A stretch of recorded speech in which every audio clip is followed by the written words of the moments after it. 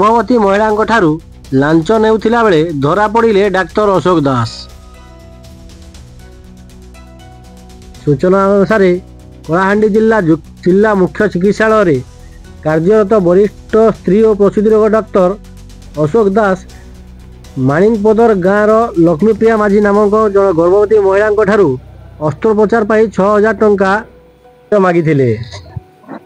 एही विषय लोकेश विजिलेंस विभाग निकट में अभियोग करथिले।